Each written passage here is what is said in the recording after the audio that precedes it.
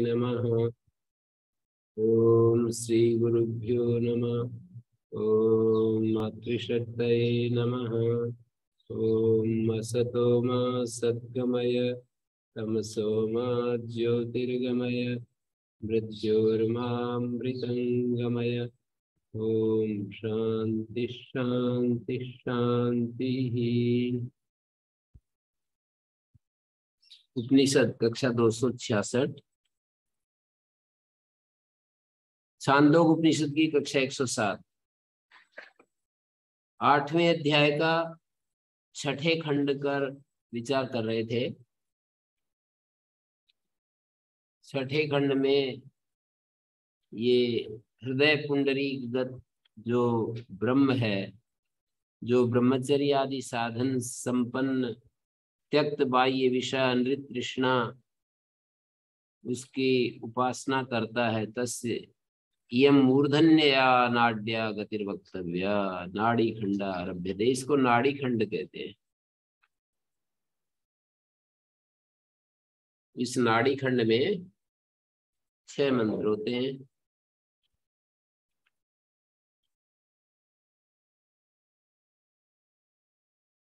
मानी जो हृदय पुंडरीक में जिस ब्रह्म का वास बताया है, किन किन रूपों में उसको प्रस्तुत किया, वो विधृति है, वो सेतु है, वो सत्य है, हृदय अयम, वो हृदय, हृदय अयम इति हृदयम, ये उसका निर्वचन बताया। वो सत्य है जो कि अमृत और मोक्ष का नियंत्रक है। अमृत और मोक्ष इन दोनों का जो नियंत्रक है, ऐसा जो सत्य है, तथा जो अपहत पापमा है। अपहत पापमा विजरो विमृत्यु विशोक विजिगित्सो अपिपास सत्य काम सत्य संकल्प, ऐसे इन गुणों से युक्त है। इस ऐसा जो ब्रह्म है, जो हृदय पुंडरीक में जिसकी उपासना करने की बात कही, ब्रह्मचर्य आदि साधन संपन्न जो होता है और बाह्य विषयों की तृष्णा से जो रहित होता है, वो उसकी उपासना करता है। ऐसा व्यक्ति की क्या गति होती है? तो मूर्धा में होने वाली जो नाड़ी होती है, उस नाड़ी से उसकी गति बता रहे। मूर्धन्यया नाड्या गतिर्वक्तव्या।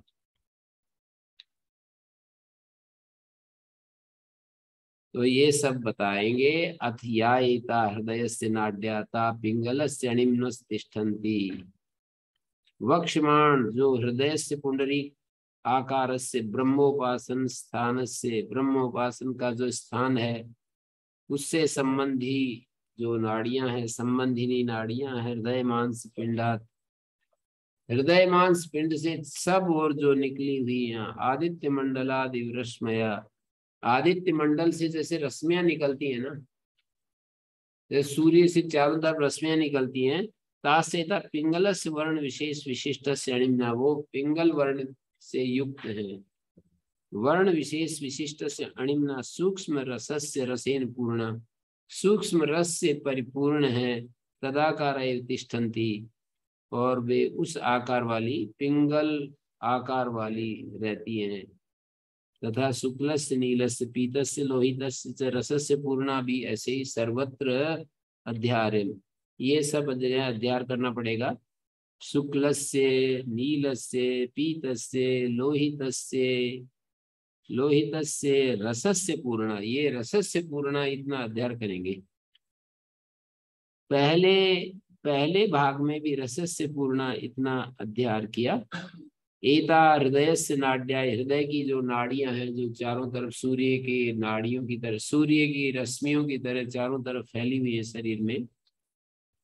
सर्वतो विनिश्चित आदित्य मंडलादि रश्मिया, जैसे आदित्य मंडल से रश्मियां सब ओर फैलती हैं, वैसे एता पिंगल से वर्ण विशेष विशिष्ट से, एता पिंगल से वर्ण विशेष विशिष्ट से, ये जो पिंगल वर्ण विशेष विशिष्ट अणिम्ना सूक्ष्म रसस्य रसेन पूर्णा, सूक्ष्म रस से सूक्ष्म रसस्य रसेन पूर्णा,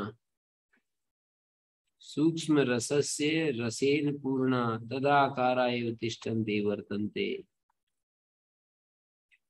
सूक्ष्म रस से पूर्ण तदाकारा एव, किम आकारा एव, जो पिंगल वर्णाकारा एव, तदाकारा एव, उस रस के आकार से युक्त, तदाकारा एव तिष्ठन्ति वर्तन्ते, तदाकारा एव तिष्ठन्ति वर्तन्ते।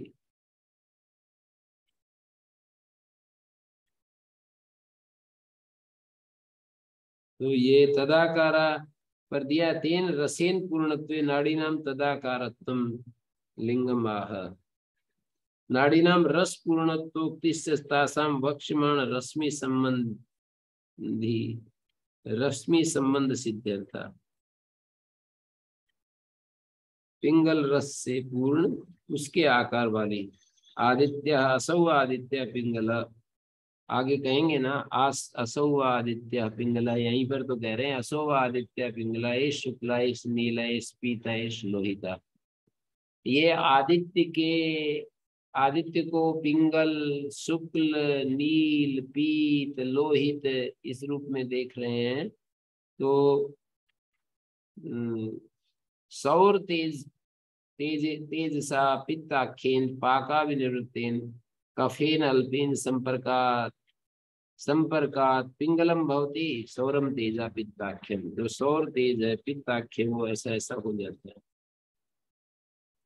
तो एता हृदय से नाड्या ताः पिंगलस्य अणिन्नस तिष्ठन्ति, शुक्लस्य नीलस्य पीतस्य लोहितस्य इत्यसौ वा आदित्य पिंगल। तो इसको आगे बताया, तद यथा महापथा आतता, जैसे कोई एक बड़ा रास्ता होता है और वो फैला हुआ होता है, वो ग्रामो गच्छति, वो दोनों गांव में जाता है, पास के गांव में भी जाता है, दूर के गांव में भी जाता है। इमं च अमुम च एवं एता आदित्य से रश्मया वो लोको गच्छति, इमं च अमुम च, इसी तरह आदित्य की रश्मियां भी पास वाले लोक में भी उभौ लोको गच्छति, इमं च अमुम च अमुष्माद् आदित्यात् प्रदायन्ते। इमं च अमुम च, इस लोक में और उस लोक में आदित्य की रश्मियां जाती हैं। अमुष्माद् आदित्यात् प्रदायन्ते तासु नाडुषुप्ता, ता आसु नाड़ीषु सृप्ता, ता मानी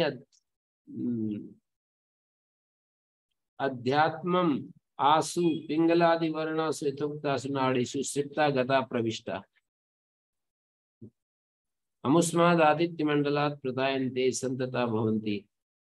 ये दृष्टांत दिया है कि जैसे मार्ग होता है, वो निकटवर्ती और दूरवर्ती देश में जाता है, वो ग्रामो प्रविष्टा एवं एता आदित्य रश्मिया उभो लोको इमं च आदित्य मंडलम इमं च पुरुषम गच्छन्ति उभयत्र प्रविष्टा। निकट का तो आदित्य मंडल हो गया, इतना अच्छा अर्थ किया है। आदित्य से रश्मया उभो लोको कहने से क्या लेना है, तो बोले आदित्य मंडल तो निकट का लोक है, आदित्य के आसपास जो लोक है वो तो निकट का लोक है, और ये जो पुरुष है, ये जो पुरुष है वो अमुम शब्द से कह रहे हैं। वहां से जब देखेंगे तो अमुम शब्द से पुरुष को कहेंगे, वहां से आदित्य लोक से जब ये रश्मियां आएंगी तो वहां से ये जो पुरुष है, हमारा शरीर है, ये अमुम, अमुम मानी दूर का होता है वह है, और इमम मानी यह है। तो जैसे इन्होंने रास्ते के लिए कहा, महापथा आतता उभौ लोको उभौ ग्रामो गच्छति, दोनों गांव में जाता है, इमम च अमुम च एवं एता, इसी प्रकार ये आदित्य की रश्मियां उभौ लोको गच्छति इमम च अमुम च। उभौ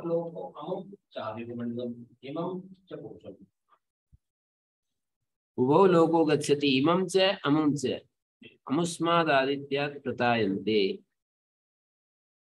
इमं च अमुम च, अमुम च आदित्य मंडलम इमं च पुरुषम।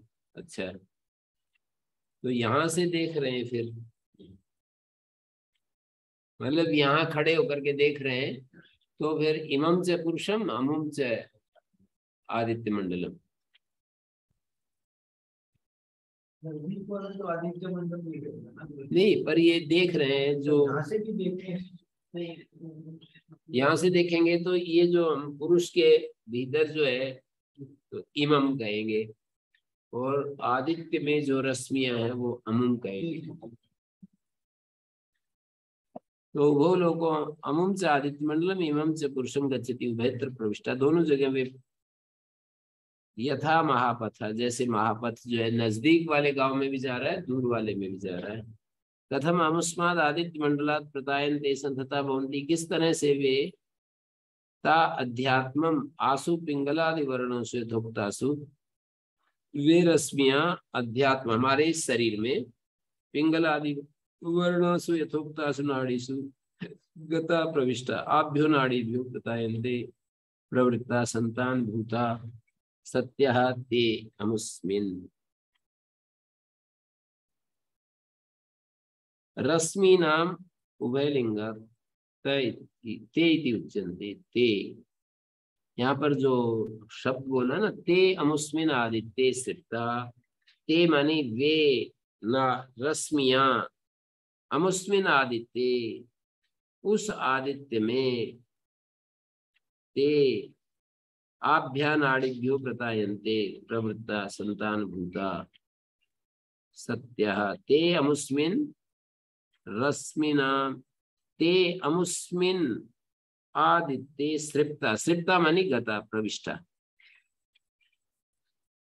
ते रश्मया, ताह रश्मया ते रश्मया दोनों भी बोल सकते हैं। ते रश्मया अमुस्मिन आदित्य सृप्ता गतः प्रविष्टः ता अध्यात्मम आसु पिंगलादि वर्णासु यथोक्तासु नाड़ीसु सृप्तः गतः प्रविष्टः। सृप्ता का मतलब है गतः प्रविष्टा।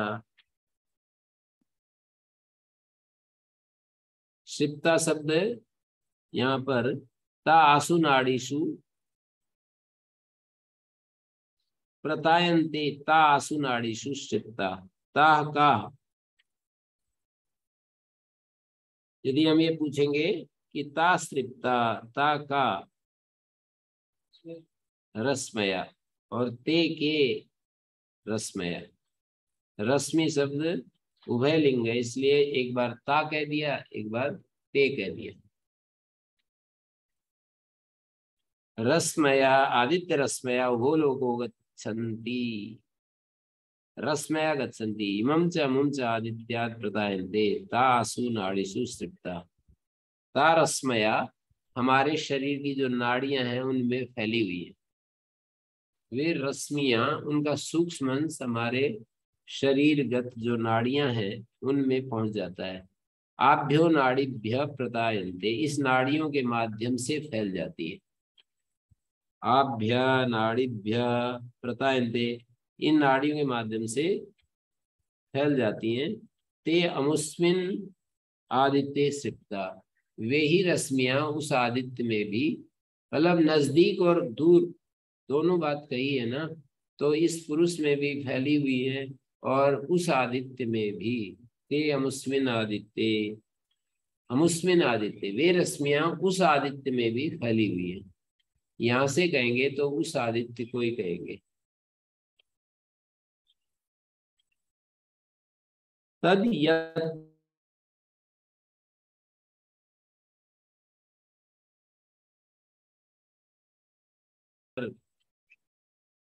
यत्र यस्मिन काले, जिस समय एतत् स्वप्नमयम जीवा सुप्तो भवति, सुप्तो भवति,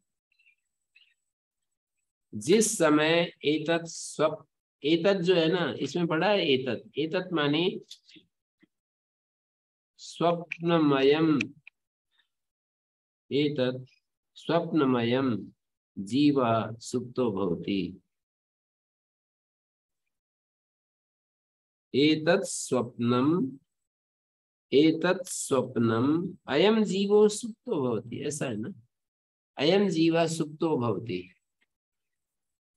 तत्र एवं सति यत्र, यत्र माने यस्मिन् काले, जिस समय, एतत् एतत् स्वप्नम अयम जीवा सुप्तो भवति। एतत् स्वप्नम अयम जीवः सुप्तो भवति। सुप्तः, ये जो जीव है सो गया होता है, सुप्तो भवति। स्वापस्य द्विप्रकारत्वात्, स्वाप जो है दो प्रकार का होता है, इसलिए विशेषण दिया। समस्त संप्रसन्न स्वप्नम न विजानाति, समस्त हो जाता है, सब तरफ से सिमट जाता है, संप्रसन्न हो जाता है, कालुष्य से रहित हो जाता है। जो हमारी गहन निद्रा होती है उसमें जागृत और स्वप्न का जो विकार है वो कम हो जाते हैं, चले ही जाते हैं, बस ये समझ लीजिए। तो समस्तः संप्रसन्न भवति स्वप्नम न विजानाति आसु तदा नाड़ीसु, उस अवस्था में जो नाड़ियां हमारे निद्रा काल में, तदा आसु तदा नाड़ीसु तृप्तो भवति।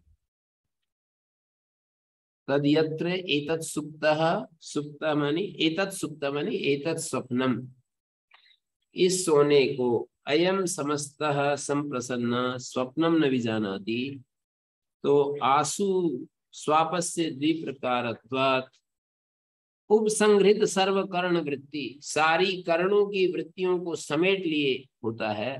तो बाह्य विषय संपर्क जनित कालुष्य अभावात, बाह्य विषय संपर्क जनित जो कालुष्य होता है उसके अभाव होने से, बाह्य विषय संपर्क जनित कालुष्य अभावात सम्यक प्रसन्न संप्रसन्नो भवति।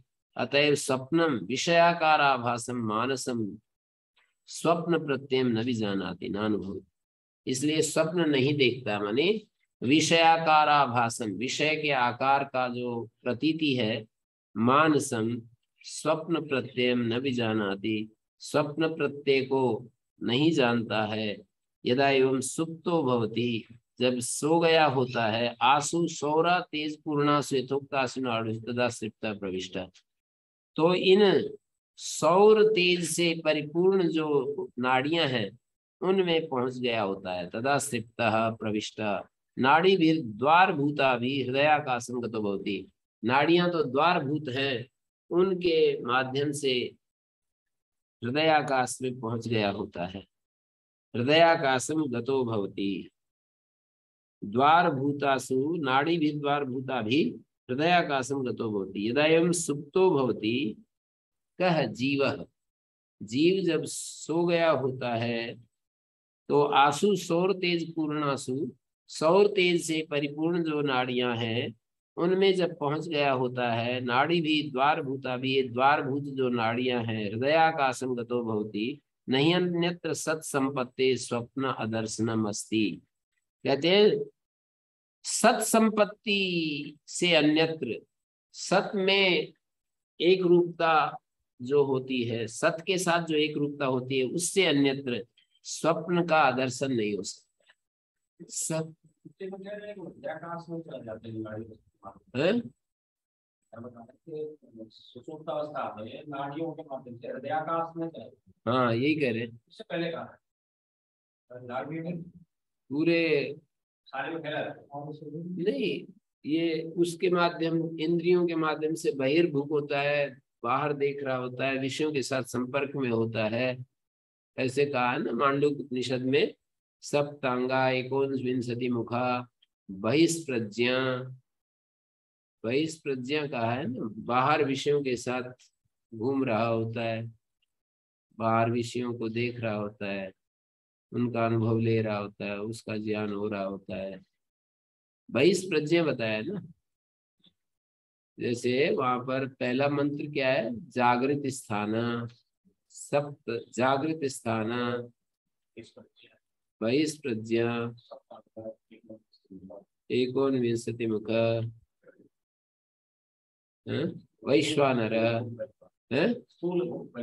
हाँ, स्थूल भूक वैश्वानर प्रथमा पाद है।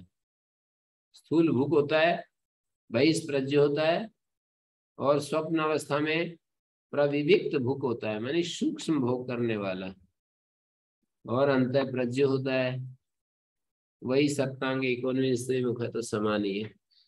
सप्तांग एकोनविंशति मुख नाड़ियों के माध्यम से वापस हृदय कोश में आ जाता है तो वो कहाँ से, मतलब कहाँ से नाड़ी? एक तो इंद्रियों के माध्यम से वो सारे शरीर में ही नाड़ियों का जाल बिछा हुआ है ना, 72 करोड़ 72 लाख। तो ये सब जो जाल भरा हुआ है, पहुंचा हुआ है, और उन नाड़ियों में रस भरा हुआ है। तो उस रस का कलर दिखाया है यहाँ पर, पिंगल वर्ण, पीला, श्वेत, ऐसा ऐसा क्या क्या दिया है, शुक्ल, नील, पीत, लोहित, पिंगल 5, 1 2 3 4 5। तो इन 5 वर्णों से युक्त वो नाड़ियां होती हैं, और उसको ही दिखाया कि तद यत्र एतत् सुप्ता, ये जो जीव है, एतत् स्वप्नम, इस स्वप्न में ये जीव सो गया होता है। एतत् स्वप्नम अयम जीवा सुप्तो भवति। स्वाप एतत् सुप्तः, ये जिस समय, एतत् स्वप्नम अयम जीवा सुप्तो भवति, ये जीव, ये जो उसका शयन है, ये जब सुप्त हो जाता है। ये भी कहेंगे जो बात करना किसी न किसी तरह इंद्रियों से जुड़ी हुई ये नाड़ियां। ये तो ठीक है, ये तो बिल्कुल इंद्रियों से जुड़ी है ये।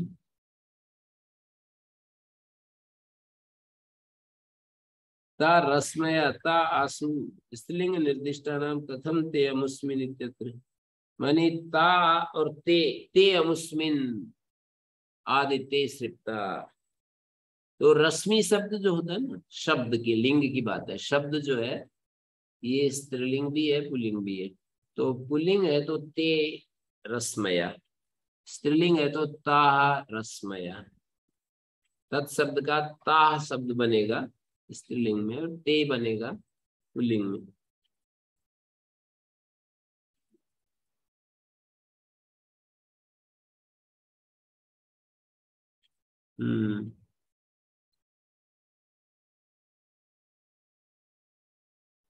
तो इसको यह दिखाया, नाड़ी सुसृप्ता गता प्रविष्टा आभ्यो नाड़ीभ्यो प्रतायन्ते प्रवृत्ता संतान भूता सत्या। तत्र एवं सदी यत्र यस्मिन् काले एतत् स्वप्नम अयम जीवा सुप्तो भवति। ये सुप्त होता है तो समस्त हो जाता है, सब तरफ से सिमट जाता है, संप्रसन्न होता है। स्वप्नम ने भी जाना थी, आसु तदा नाड़ीषु सृप्ता गतो भवति प्रविष्टो भवति। इन नाड़ियों में वो चला गया है। मतलब अब जो ये है हमारा जागृत काल और स्वप्न काल, तो नाड़ियों से निकल करके बाहर विषयों के साथ संपर्क में आ गया, और स्वप्न अवस्था में मन में जो वासनाएं थी उनके साथ आ गया। जैसे जागृत अवस्था में तो इंद्रियों के माध्यम से पूरा फैल गया चारों तरफ, स्वप्न अवस्था में भी मन में आ गया, और वहां तो मन से भी अतीत अवस्था में है ना। तो नाड़ीषु सिप्तो भवति तम न कश्चन पापमा स्पृशति, तब उस जीव को कोई पाप स्पर्श नहीं करता। तेजसा ही तदा संपन्नो भवति, तेज से परिपूर्ण होता है वो। सुसुप्ति में हम किसी तरह का पाप, हाँ, पाप भाव समाप्त। एक दूसरी जगह ये दिखाया है कि चंडाल अचंडाल हो जाता है, ब्राह्मण अब्राह्मण हो जाता है, सब एक जैसे हो जाते।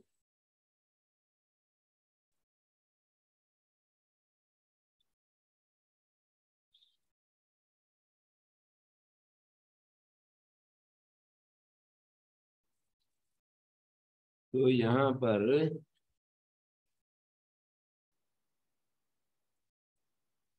अब आगे लिखा है, तो यथोक्तासु नाड़ीसु तदा सिप्ता प्रविष्टो नाड़ी भी द्वार भूताभि हृदयाकाशम गतो भवति। अब ये कह रहे हैं कि ये तो द्वार है, नाड़ियां तो नाड़ियों में चला गया है, इसका मतलब नाड़ियों के माध्यम से हृदय में पहुंच जाता है। नाड़ी द्वार बनी हुई है और हृदय में चला गया। नहीं अन्यत्र सत संपत्ति स्वप्न दर्शनम अस्ति। सत संपत्ति के अन्यत्र स्वप्न नाम की चीज का अदर्शन, स्वप्न अदर्शन नहीं मिलेगा। सामर्थ्य नाड़ीसु इति सप्तमी तृतीया परिणम्यते। यहाँ पर नाड़ीसु सिप्तो भवति, इसका अर्थ है नाड़ीसु नाड़ी भी में तृतीया में बदल जाएगा। व्यत्यय बोलते हैं, विभक्ति व्यत्यय। ये विभक्ति व्यत्यय का जो सिद्धांत है ये है, आपको एक बात यदि समझ में आ जाए तो कहता हूं। जैसे हम रामा रामो रामा ऐसा बोलते हैं,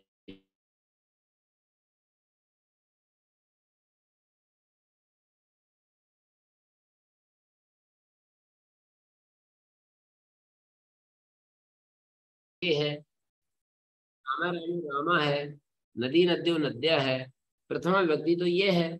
लेकिन सातों विभक्तियों में रामा रामो रामा बन जाएगा। और जैसे रामम रामो रामान है, तो ये रामम रामो रामान सातों विभक्तियों में बन जाएगा, पहली में भी और तीसरी चौथी पांचवी छठी सातवीं। और रामेण रामाभ्याम रामई है, तो ये रामेण रामाभ्याम रामई सातों विभक्तियों में बने। और कितने सरलता से बिना व्याकरण वालों को भी समझ में आती होगी ये बात। और रामाय रामाभ्याम रामेभ्या, ये जो चतुर्थी का रूप है लोक भाषा में जो बोला जाता है, ये सातों विभक्तियों में। रामात रामाभ्याम रामेभ्या जो पंचमी विभक्ति में लोक भाषा में चलता है, ये सातों विभक्तियों में। रामस्य राम रामाणाम जो छठी विभक्ति में, ये समस्त विभक्तियों में, सातों विभक्तियों में। हाँ, जो अर्थ निकालना चाहते हैं वो निकल जाएगा, रूप कोई भी रहे। जो कहना चाह रहा है वो कैसे पता चलेगा? ये तो विद्वान लोग बताएंगे। गुरु परंपरा से भी लगेगा, और आचार्य लोगों का यही काम है, सबकी ड्यूटी है एक एक उन्होंने तो है, करने वाला कौन है, बस है। श्रुति को तो नित्य ही कहते हैं ना, लोक भाषा के शब्द भी नित्य हैं, तो श्रुति का तो क्या ही कहना। तो वो तो किया किसी ने नहीं, बस ऐसा है, यूं समझना पड़ेगा। तो सारे शब्द सारी विभक्तियों में होते हैं, ये है व्यत्यय का सिद्धांत। व्यत्यय बहुलम है और ये व्यत्यय का सिद्धांत है। सारे शब्द, ये 10-11 प्रकार के व्यत्यय हैं। ये तो एक विभक्ति व्यत्यय बताया मैंने। तिंग व्यत्यय भी इसी तरह से है। जैसे पठती पठता पठंती, पठती समझो सब जगह है, सब लकारों नहीं, लट लकार में सारे उसमें है, लट में है। फिर लकार व्यत्यय, जब काल व्यत्यय होता है तो पठती सारे कालों में भी है। पठती जब हम पुरुष व्यत्यय कहेंगे तो पठती मध्यम पुरुष में भी है, पठती उत्तम पुरुष में भी है। और जब काल व्यत्यय कहेंगे तो पठती भूतकाल में भी है, पठती भविष्यत काल में भी है। इतना कुछ ठिकाना नहीं है।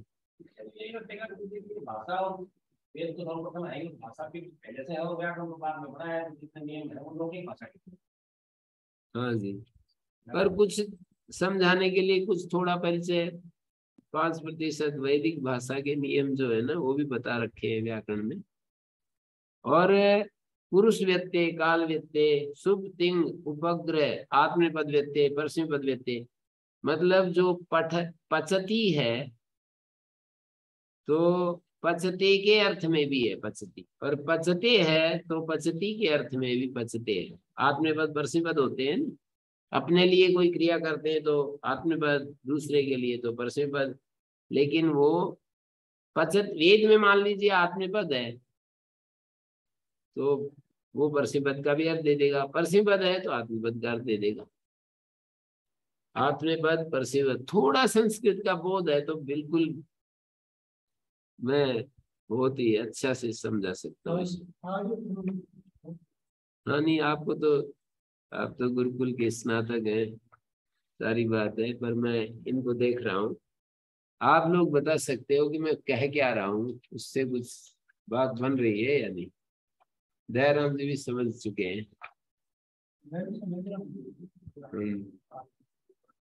सुप्तिंग उपग्रह लिंग नारायणाम, लिंग व्यक्ति इसी तरह होता है।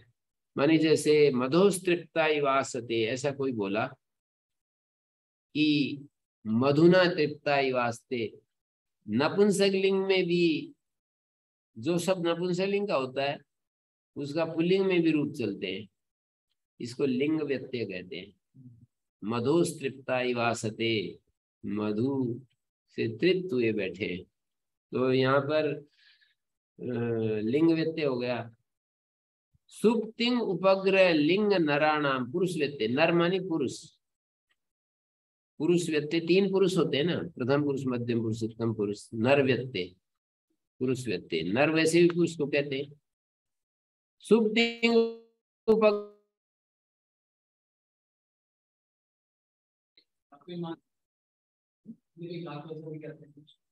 हाँ वो, इसका भी यही मतलब होता है कि जितने भी धातुओं के रूप हमारे को गृह, गर्भ आदि आदि है ना, वो समझ लो कि पाणिनि ने तो ऐसे कर दिया कि है को भय हो जाता है।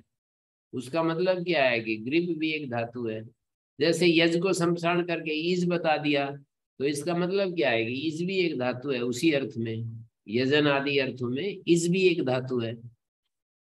तो जो भी परिवर्तन होते हैं, जैसे हम यूं कहते हैं कि पच, पाच, पच, पाक, पक, चार शब्द बोले मैंने, पच, पाच, छह हलंत, पच, पाच, पक, पाक। तो इन, ये चार धातु हैं, उन सब का पकाना अर्थ।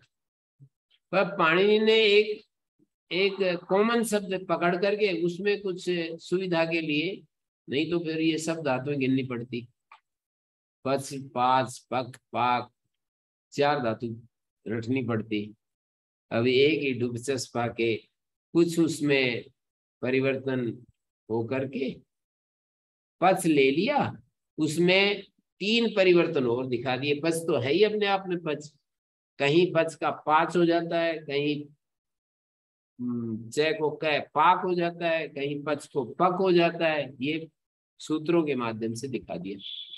इस तरह से व्याकरण का सिस्टम इतना अच्छा बुद्धि में मेरे को दिखाई देता है, ऐसे बिल्कुल पूरा पूरा व्याकरण, जैसे कि उपनिषद भी अच्छे दिखने लगी, ऐसे ही व्याकरण की तरह ही उपनिषद भी ऐसे दिखने लगे।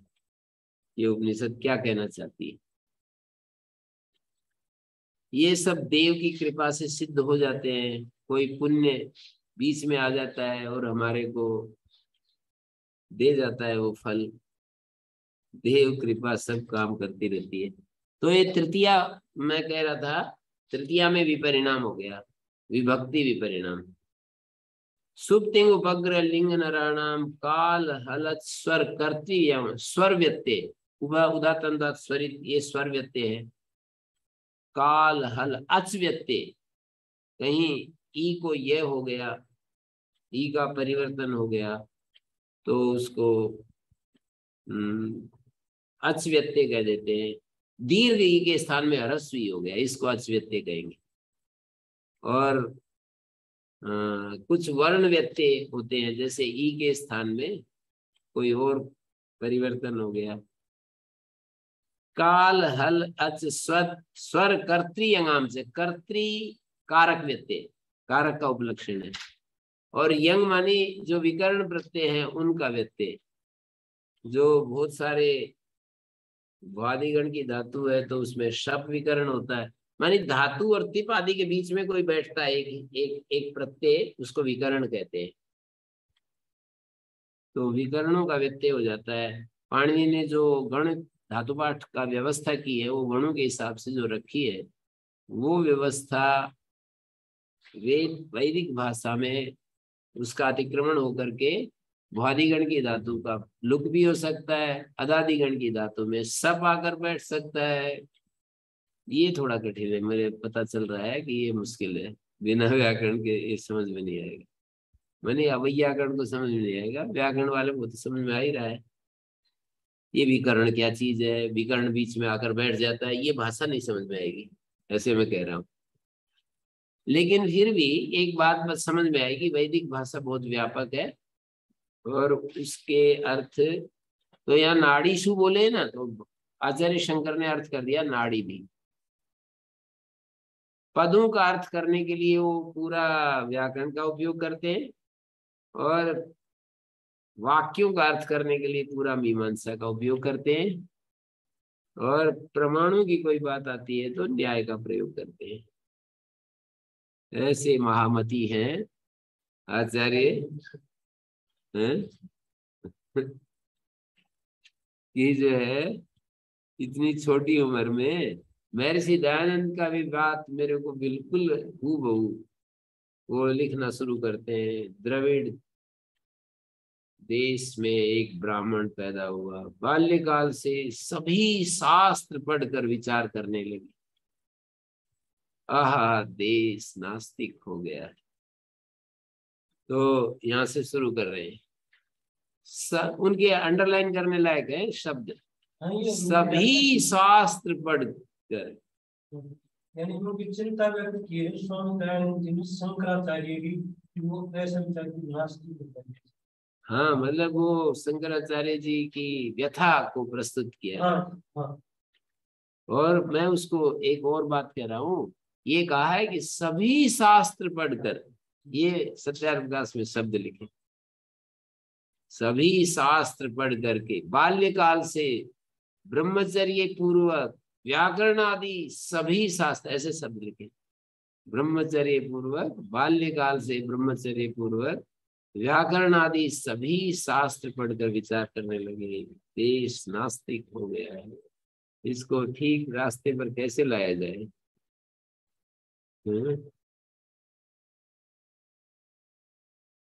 वहाँ पतंजलि में मैं पढ़ाता था, तो एक दिन वो स्वामी आत्मदेव जी बोले कि 1.5 पृष्ठ में स्वामी दयानंद जी शंकराचार्य जी की बड़ाई करते चले गए। कौन से 11वें सिमरा से।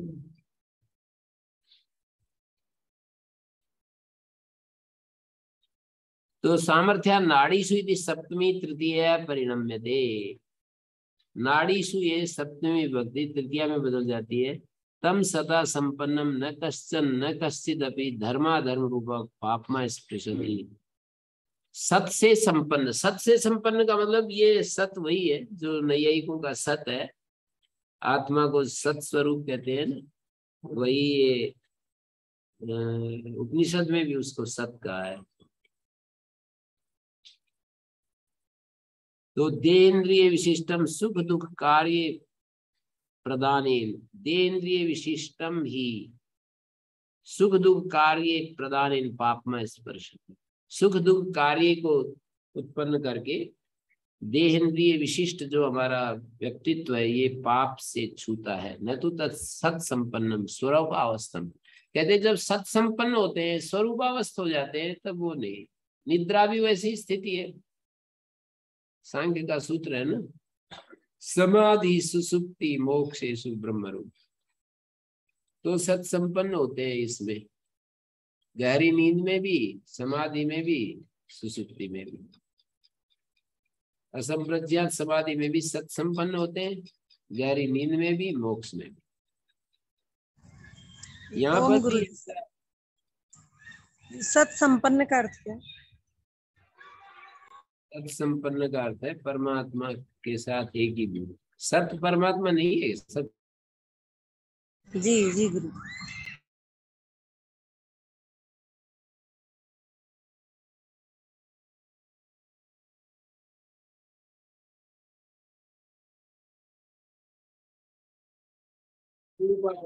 कसिदपि पापमा स्पृष्टमुत्सहते।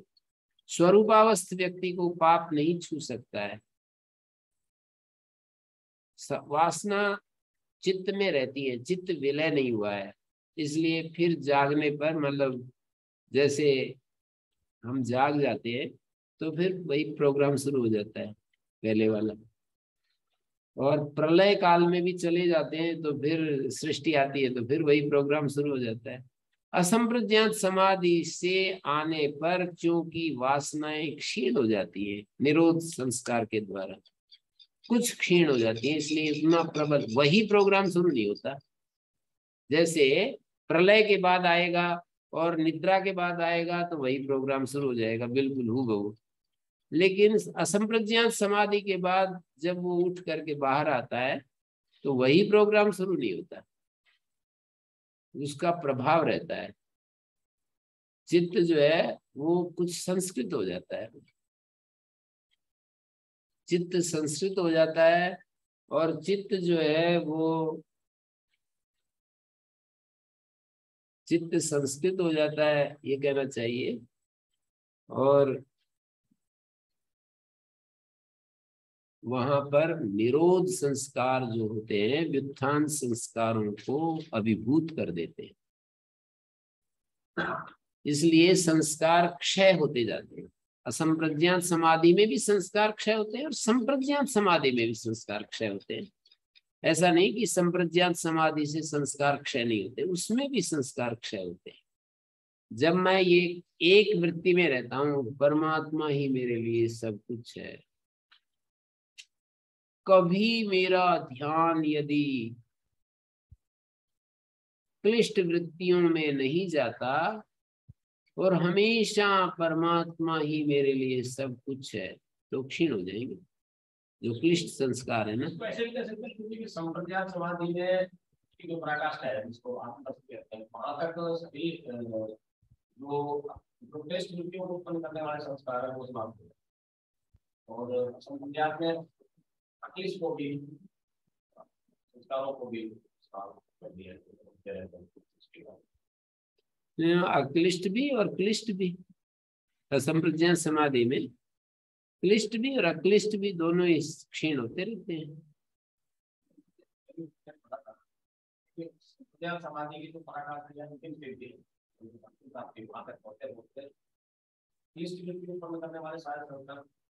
ये तो ठीक है, पर असंप्रज्ञात समाधि भी क्योंकि विराम प्रत्याभ्यास पूर्व संस्कार शेषवन्य, यहाँ संस्कार शेष का मतलब ये थोड़ी है कि उसके असंप्रज्ञात समाधि का संस्कार थोड़ी है, सामान्य रूप से वहां पर संस्कार है। विराम प्रत्याभ्यास पूर्व संस्कार शेष सबीज असंप्रज्ञात समाधि, एक निर्बीज असंप्रज्ञात समाधि, दो तरह की है ना असंप्रज्ञात समाधि, मानी जहां पर बीज बचे हुए हैं, जहां बीज खत्म हो गए। तो जहां बीज बचे हुए हैं तो वो नहीं नहीं नहीं नहीं, वो तो अपने उनके लिए चिंता ही नहीं है। यहाँ पर लिखा है, एक साफ लिखा है, उनके लिए कोई चिंता नहीं की जाती है। न तेसाम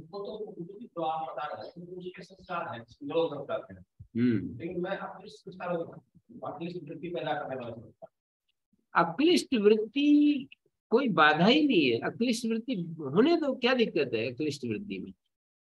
अक्लिष्ट वृत्ति क्या परेशानी करेगी? अक्लिष्ट वृत्ति हमारे लिए क्या बाधा करेगी? जैसे योग निष्ठ पुरुष होते हैं, स्वामी दयानंद जी या स्वामी शंकराचार्य जी हैं, तो ये अक्लिष्ट वृत्ति कोई उपदेश दे रहे हैं, कोई ग्रंथ लिख रहे हैं, कोई कुछ कर रहे हैं, तो क्या बाधा पड़ रही है? अक्लिष्ट वृत्ति का संस्कार ही नहीं बनता है। नहीं नहीं नहीं, अक्लिष्ट वृत्ति का अक्लिष्ट संस्कार ही बनेगा तो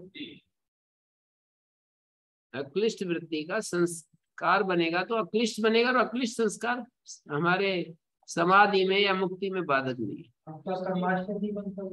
कर्मा से तो उसके लिए एक टेक्निकल शब्द है, कर्मा से तो क्लिष्ट वृत्तियों से ही बनता है। अक्लिष्ट वृत्ति से कर्मा से तो नहीं बनेगा।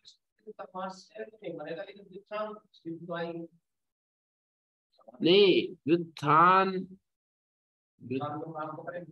नहीं व्युत्थान शब्द तो एक दो अर्थों में प्रयुक्त होता है, दो अर्थों में प्रयुक्त होता है। व्युत्थान का मतलब जो क्षिप्त भूमि में है वो भी व्युत्थान है, मूढ़ भूमि में वो भी व्युत्थान है, विक्षिप्त भूमि में भी व्युत्थान है। असंप्रज्ञात की दृष्टि से देखें तो वो भी एकाग्र भी व्युत्थान है, लेकिन अक्लिष्ट वृत्ति वाला संस्कार कभी भी बंधक नहीं होता है। तो ये जनरल बात है, इसमें तो कोई ज्यादा गंभीर विवेचन की जरूरत नहीं है। क्लिष्ट वृत्तियां, क्लिष्ट संस्कार ही हमारे लिए समस्या है।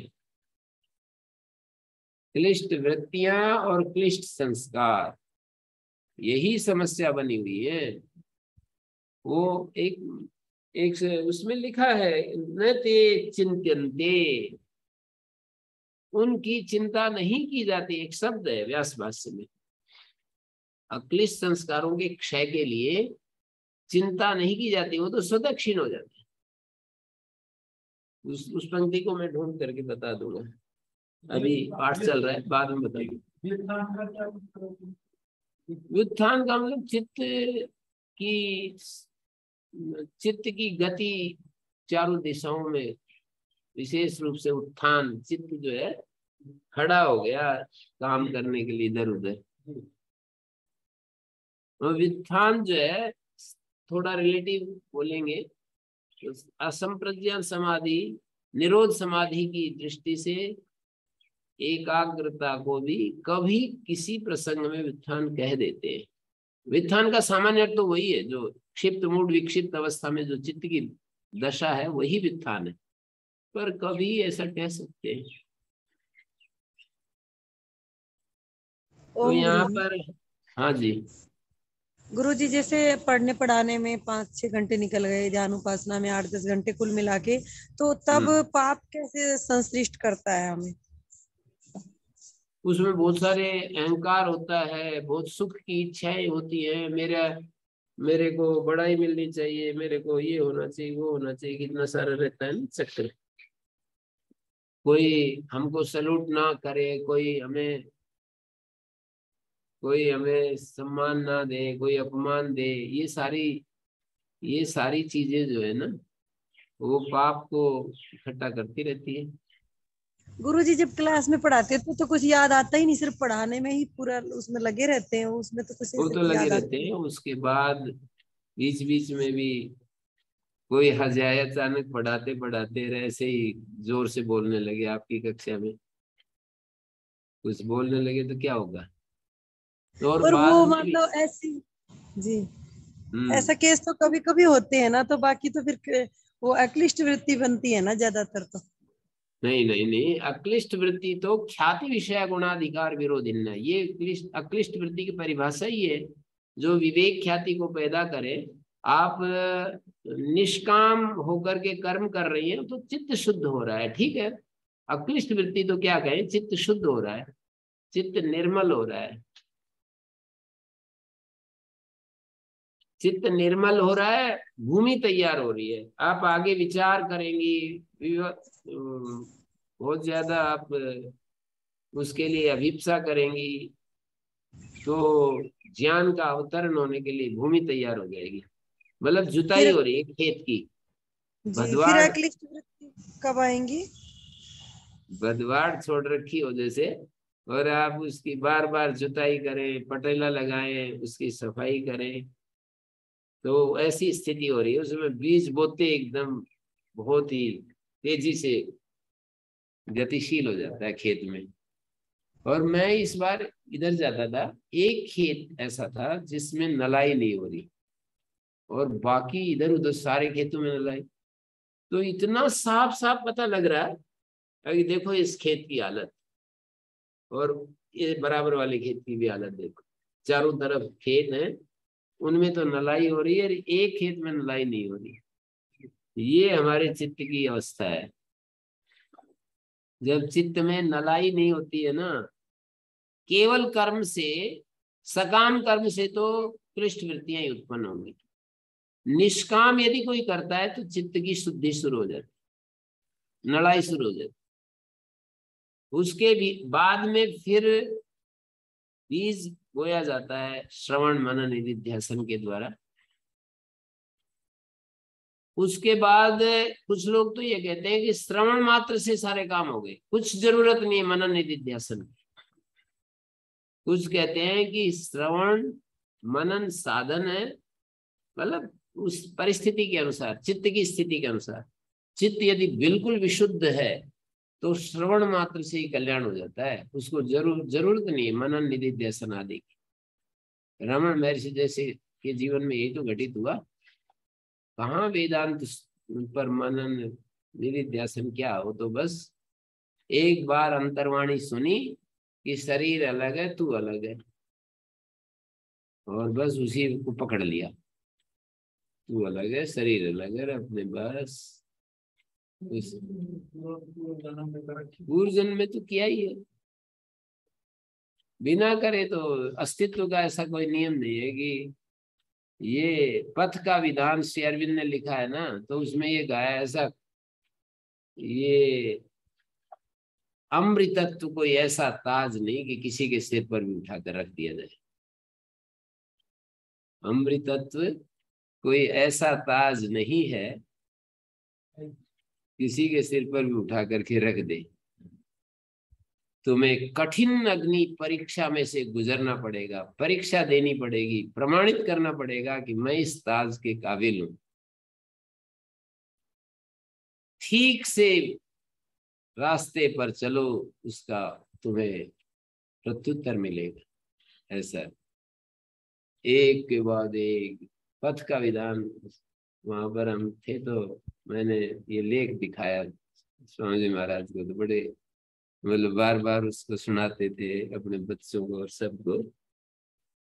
तो वो जो है उसमें ऐसा ही कहा है कि तुम बड़ी भारी तपस्या करके, कष्ट सहन करके किसी एक वृत्ति का, किसी एक समस्या का समाधान करोगे, 1000 असुरों की सेना तुम्हारे ऊपर चढ़ आएगी।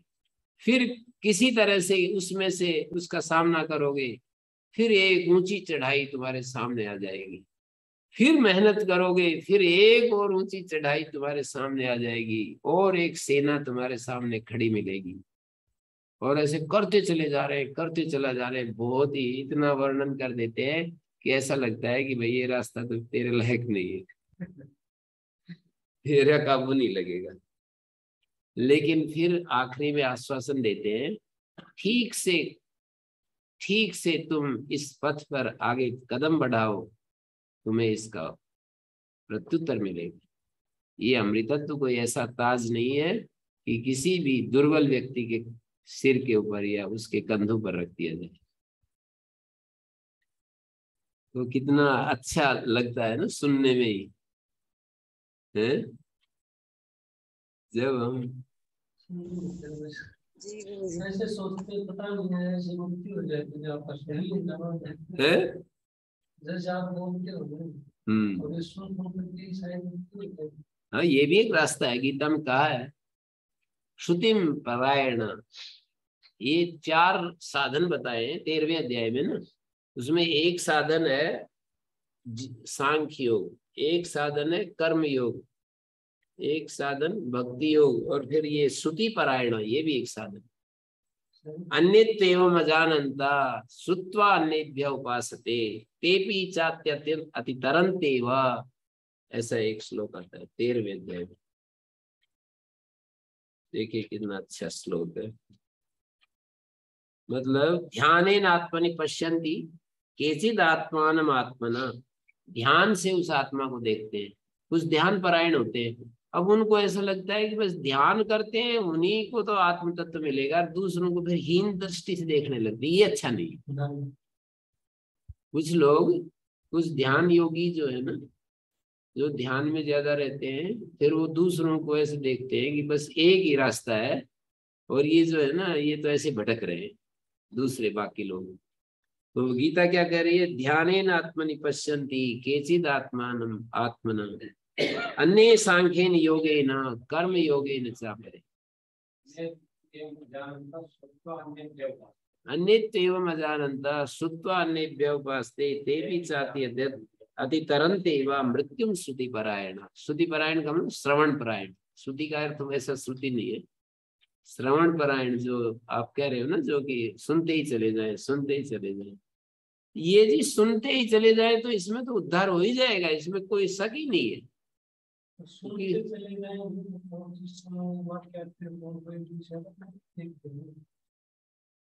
जब आप सुनते ही चले जाओगे तो क्या होगा, मन का संस्कार तो होता ही चला जाता है ना।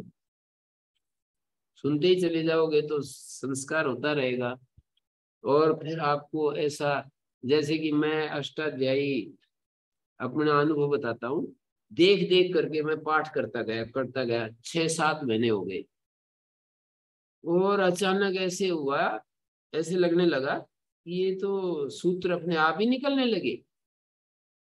देख देख करके पाठ करता रहा फिर 6-7 महीने रोजाना करता था, पर देख देख कर फिर 6-7 महीने बाद अपने आप सूत्र निकलने लगे।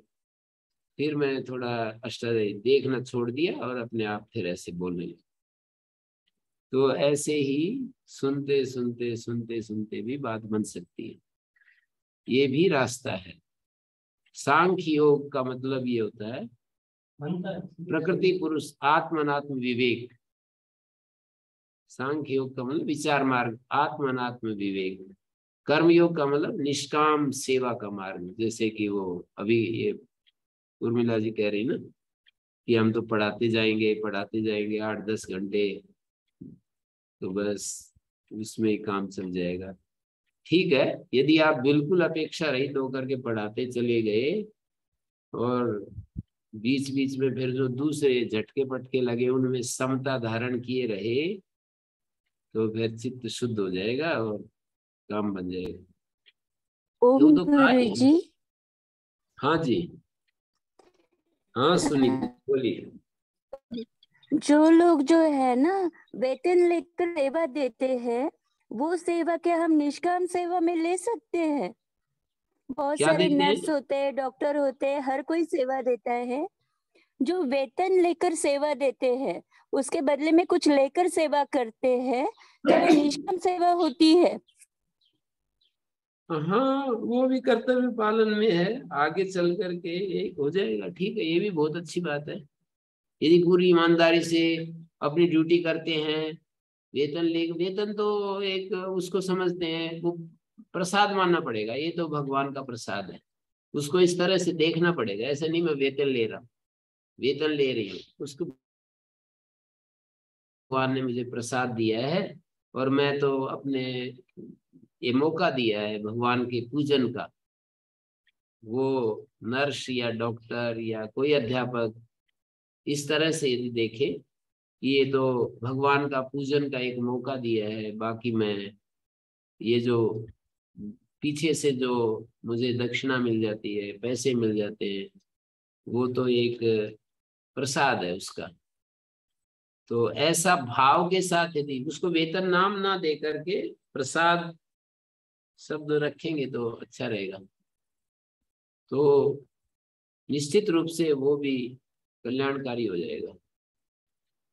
और वेतन ले रहे हैं, और मैं तो इतना मेहनत करती हूँ और इतना पैसा मिलता है और उनको इतना मिलता है, और कंपैरेटिवली देखने लगते हैं, तो फिर तो देखो, फिर तो वो नहीं कहा जा सकता है कि आप निष्काम सेवा कर रही हैं। आप तन्मय होकर अपना काम कर रही हैं, और बाद में जब आपके हाथ में वेतन आता है तो उसको प्रसाद महसूस कर रही है कि ये तो भगवान ने प्रसाद दिया है। तो इतने में ही अंतर हो जाता है। भाव जो है ना बहुत बड़ी महत्वपूर्ण चीज है। भगवान भाव के भूखे, ऐसे ऐसे हमने सुना है, द्रव्य के भूखे नहीं होते, भगवान भाव के भूखे होते हैं।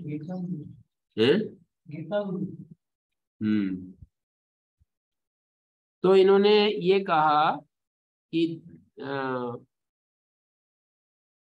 सत्संपन्नम स्वरूपावस्थम कश्चिदपि पापमा स्पृष्टुम न उत्साहते देहेन्द्रियम सुख दुख कार्य प्रदान पापमा न तो सत्संपन्नम अविषयत्वात्, क्योंकि ये जो सत्संपन्न है ना, ये विषय नहीं बन सकता पाप का। पाप जैसे टॉर्च किसी चीज को विषय बनाती है, उसी को दिखाएगी। टॉर्च किसी वृक्ष के ऊपर, गाय के ऊपर पड़ रही है, तो पश्चिम दिशा में कोई चीज खड़ी है तो वो थोड़ी दिखेगा। पूर्व दिशा में टॉर्च हम मार रहे हैं और पश्चिम दिशा में, दक्षिण दिशा में कोई गाय है, तो विषय नहीं बन रही ना। तो ऐसे ही पाप का विषय नहीं बन रहा है वो, ऐसे भाष्यकार कह रहे हैं। भाष्यकार की तो बस एक एक पंक्ति के ऊपर ही बस फिदा होने के लिए जी चाहता है, ऐसा मतलब इसके। अन्यो ही अन्यस्य विषयो भवति न तो अन्यत्वम केनचित् कुतश्चिदपि सत्संपन्नस्य। वाह, भाष्यकार जब मौका मिलता है तो बस कलम तोड़ देते हैं। किसी ने कहा ये कलम तोड़ देते आप बोलते हो, इसका क्या मतलब है? इसका मतलब ये है कि बस जो शक्ति थी ना पूरी लगा दी है। हाँ, कलम टूट गई, अब आगे लिखना बंद।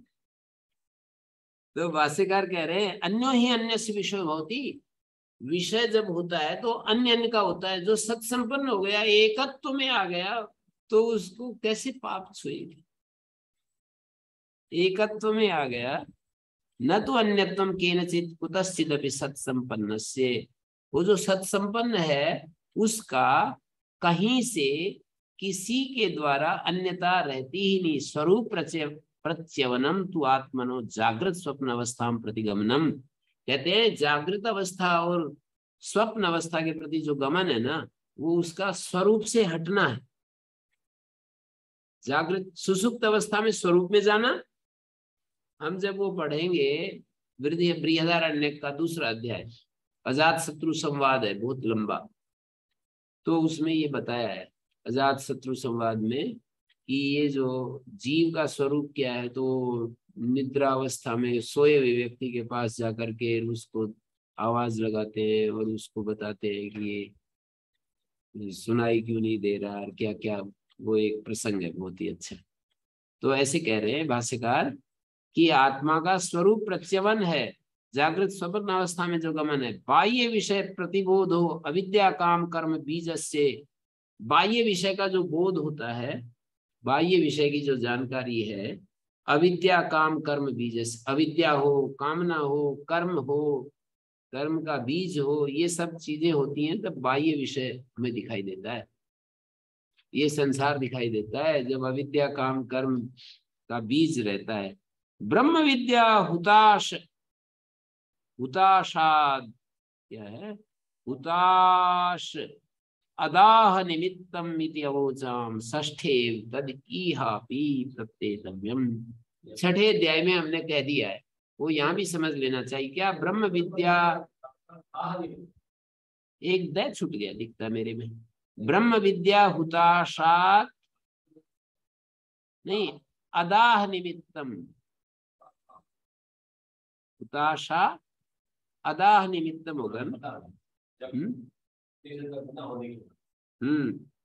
ब्रह्म विद्या की जो अग्नि है ना, ब्रह्म विद्या रूपी जो अग्नि है, अदाह निमित्तम अविद्या काम कर्मणाम बीजम अनादि अज्ञानम। यहाँ पर जो पहला शब्द है कि बाह्य विषय प्रतिबोध कब होता है, अविद्या काम कर्म बीज, अविद्या कामना कर्म, उनका जो बीज है ना अनादि अज्ञान, वो ब्रह्म विद्या रूप अग्नि के द्वारा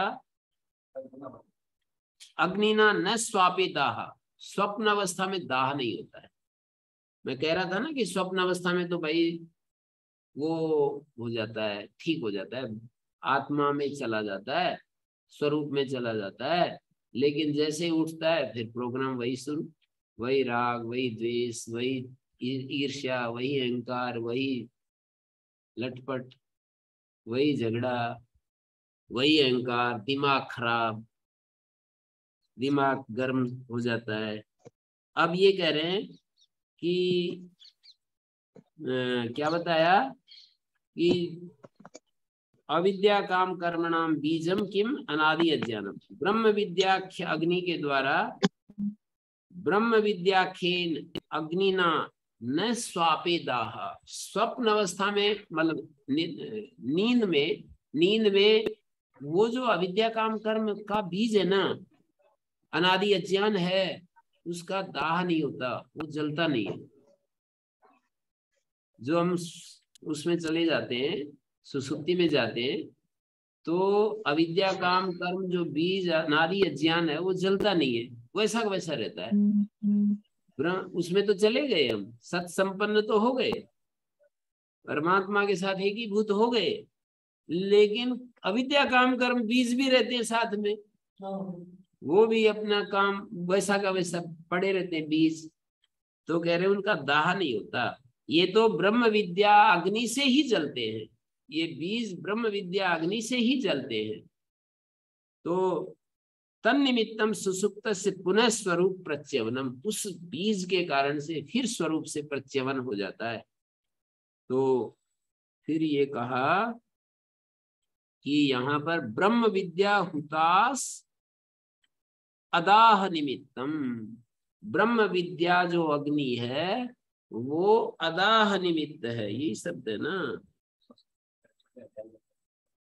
जी, ब्रह्म विद्या अदाह निमित्तम, क्या शब्द का अर्थ किया है?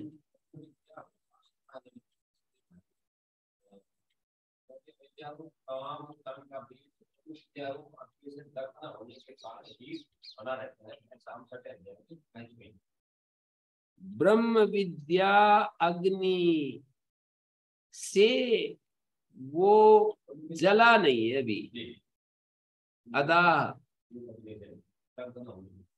हाँ वो दाह नहीं हुआ। तन निमित्तम, उसके कारण से बाह्य विषय का बोध होता है, बाह्य विषय दिखाई देती है, कितना सुंदर रूप, कितना सुंदर रस, कितना सुंदर गंध, कितनी सुंदर, कितना अच्छा है ये सारा सब कुछ। सर्वम भद्रकम लुप्यते, जिसको कहा है ना वहां पर, अरे इतना आनंद में सारा जगत छिन जाएगा। वहां पर जो व्यक्ति इसमें नहीं जाना चाहता ना, मोक्ष मार्ग में, वो कहता है सर्वम भद्रम का सर्वम भद्रकम लुप्यते, अरे क्या मोक्ष में मिलेगा, सब कुछ तो छूट जाएगा, सर्व कार्यों परमा सर्व विप्रयोगा, सब मेरे हाथ से चला जाएगा। आज मैं इतना तरंगित हूं इस संकेत से, इस बात करते करते मेरे भीतर ये जो, मेरे अंदर ये जो विचार प्रस्फुटित हुआ कि भाई न्याय वैशेषिक की मुक्ति तो सर्वातिशायी लग रही है मुझे। अब न्याय वैशेषिक की मुक्ति को जिसने स्वीकार कर लिया वो तो बस विजयी हो गया समझो। उसका आगे क्या होगा क्या नहीं, पर इतनी निष्ठा यदि किसी की है कि मुझे कुछ नहीं पता है कि आगे क्या मिलेगा, मुझे दुख का अंत जरूर हो जाए, आगे आत्मा सत्स्वरूप है और ज्ञान स्वरूप है, आनंद स्वरूप है, छोड़ो ना हो मत हो, ज्ञान स्वरूप, सत्स्वरूप, आनंद स्वरूप, मेरे दुखों का अंत हो जाएगा। न्याय वैशेषिक तो बस आत्मा एक है, दो है, हजार है, एक हो, दो हो, हजार हो, अनंत हो, क्या लेना देना, एक वाक्य ही हमको हमारे लिए कितना महत्वपूर्ण। पर ऐसा होता है जी कि एक एक व्यक्ति को एक एक शब्द तरंगित कर देता है, बड़ी भारी शक्ति देता है। बाल्यकाल से मैं देखता आ रहा हूं, पर उसकी शक्ति 3 4 5 दिन 1 सप्ताह बाद ढीली पड़ जाती है। कोई दूसरा शब्द आना चाहिए, फिर वो कुछ दिन तरंगित रखेगा, फिर कोई दूसरा शब्द आना चाहिए, ऐसे निरंतर नया नया शब्द आने चाहिए। नहीं वो आनंद देता है, बिल्कुल आनंद देता है, बल देता है, शक्ति देता है, और वो अनुभूति होती रहती है। वो प्रतिबंधक इतने ज्यादा है कि वो घेर लेते हैं फिर। प्रतिबंधक इतने अधिक है कि फिर उसको घेर लेते हैं। हाँ